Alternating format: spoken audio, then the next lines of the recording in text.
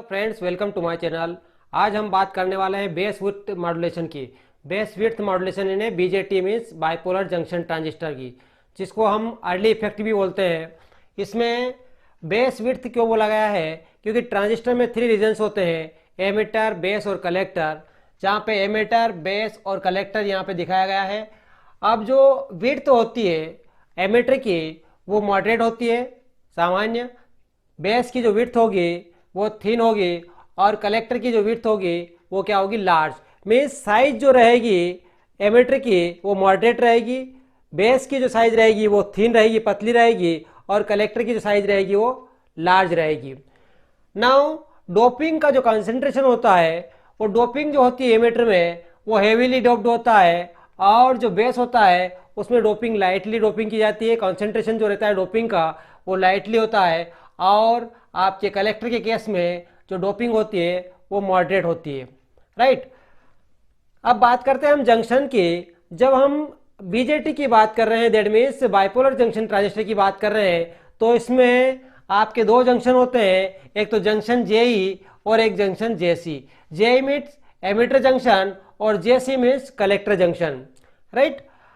अब जब हम बात करेंगे एक्टिव मोड की, जब ट्रांजिस्टर को हम एक्टिव रीजन में वर्क करवाते हैं तभी वो एज एन एम्पलीफायर की तरह वर्क करता है। एक्टिव मोड में क्या होता है? एक्टिव मोड में जो जंक्शन जो होता है एमिटर जंक्शन, उसको हम फॉरवर्ड बायस में करते हैं, और जो कलेक्टर जंक्शन होता है उसे हम रिवर्स बायस में कनेक्ट करते हैं। फॉरवर्ड और रिवर्स बायस का ऑलरेडी हमने जब डायोड पढ़ा था उसमें बात कर चुके हैं कि फॉरवर्ड बायस क्या होता है और रिवर्स बायस क्या होता है। नाउ अब बात करेंगे विड्थ ऑफ द जंक्शन। अब ये जंक्शन है, इसकी विड्थ की बात कर रहे हैं, बिकॉज जो एमिटर जंक्शन होता है वो क्या होता है? फॉरवर्ड बायस होता है, इसलिए इसकी जो विड्थ होती है वो थिन होती है। लेकिन जो कलेक्टर जंक्शन है उसकी जो विड्थ होती है वो लार्ज होती है, बिकॉज जो कलेक्टर जंक्शन होता है वो रिवर्स बायस में होता है। बिकॉज अपन क्या कर रहे हैं कि ट्रांजिस्टर को एज एन एक्टिव मोड में वर्क करवा रहे हैं, means transistor work as an amplifier in this region. Now base width modulation या फिर अर्ली इफेक्ट के हम डिस्कस करने वाले हैं, जिसमें क्या हो रहा है, जब हम कलेक्टर जंक्शन को रिवर्स बायस में कनेक्ट करते हैं, है ना। जैसे ही हमने कलेक्टर जंक्शन को रिवर्स बायस में कनेक्ट किया, तब हमने क्या किया, कलेक्टर जंक्शन जैसे ही रिवर्स बायस में होगा तो ये जो जंक्शन है जेसी, ये क्या हो जाएगा? रिवर्स बायस में हो जाएगा। तो यहाँ पे क्या होगा? डिप्लेशन रीजन्स डेवलप हो जाएगा, राइट। क्या हो जाएगा? डिप्लेशन रीजन्स डेवलप हो जाएगा।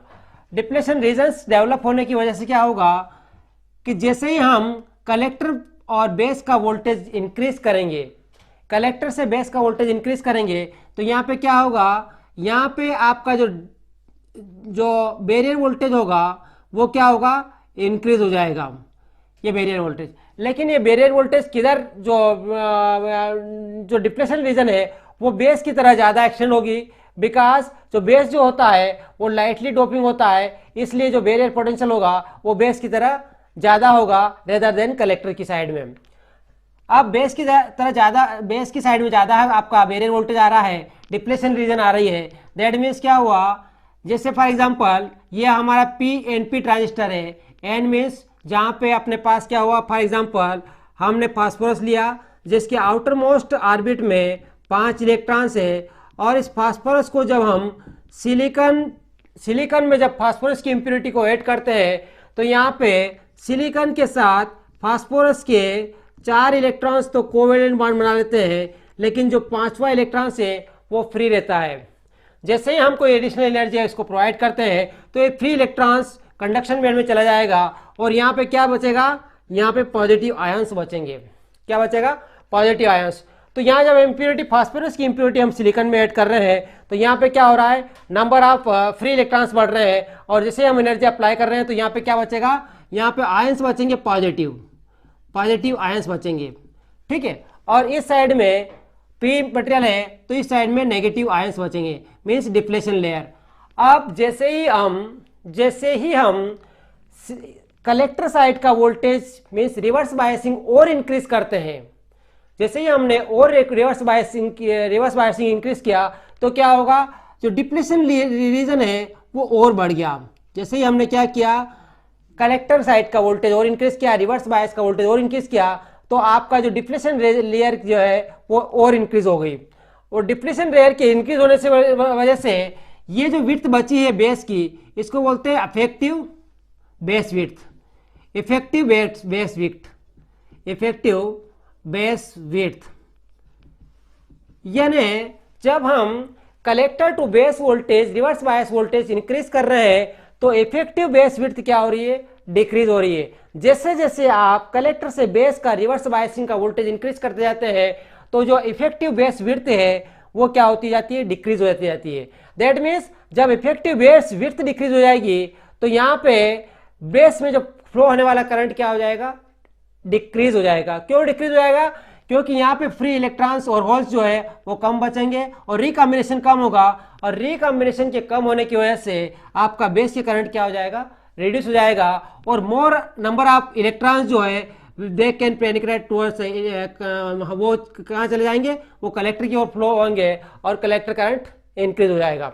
ठीक है, तो इस प्रकार base width modulation means as collector voltage increases, reverse biasing का कलेक्टर वोल्टेज इंक्रीज करेंगे तो इफेक्टिव बेस विड्थ जो है आपके जंक्शन की मींस बेस रीजन की वो क्या हो रही है, डिक्रीज हो जाएगी, ये डिक्रीज हो रही है, और यही कहलाता है बेस विड्थ मॉड्यूलेशन। जैसे जैसे आप कलेक्टर से बेस के बीच का जो रिवर्स वोल्टेज है वो इंक्रीज करेंगे, वैसे वैसे पोटेंशियल बैरियर जो है जंक्शन का वो इंक्रीज होता जाएगा और वो टुवर्ड्स बेस के रीजन में ज्यादा एक्सटेंड होगा।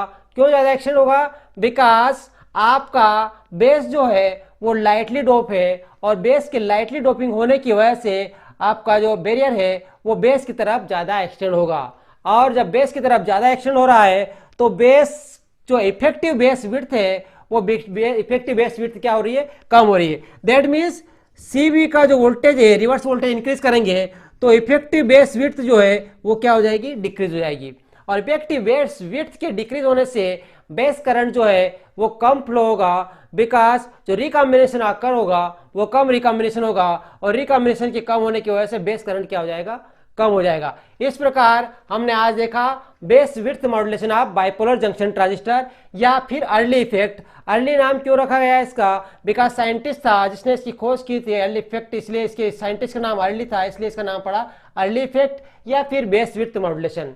Right, thank you.